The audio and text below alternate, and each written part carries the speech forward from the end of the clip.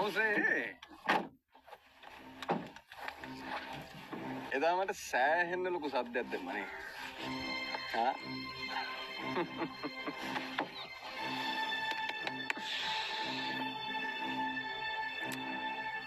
අත මොකද කියන්නේ? අර තිරි මට කියන්න නම් දෙන්නේ ටිකම තමයි මහත්තයා.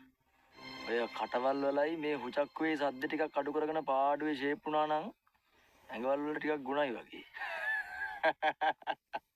Oh my god, oh my god. Oh my god. ඒ කවුදනේ මේ සූටබල් යටවල්ලා? එයාගේ පෙනුම ඇටවල්ලෙක්ග වගේ වුණාට මචං මෙයාට තියෙන්නේ බූවල්ලගේ කටක්.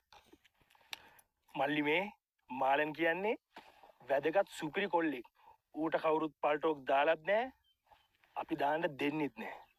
මල්ලි අපි ආවේ කවුද පල්ටෝක් දැම්මේ කියලා බලන්න. බොරු කියන්න ඕනේ නෑනේ මල්ලි. මට ඔබව දැකලා හිනක් ගියා බං. සරා අපි යමුකෝ යමන්කෝ යා. නෑ. කොහෙද යන්නේ? එයි යන්නේ. ඔයා මෙයාගෙන් සමාව ගන්න ඕනේ. හරි?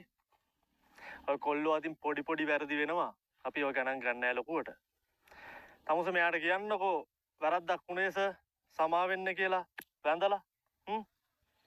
දැන් ඔය මහත්තුරු හිතාගෙන ඉන්න ඇවිල්ලා පොඩි සද්දයක් දැම්මහම අපි බය වෙයි කියලාද? මහත්තයා මේ මේක අපේ ගම හරි.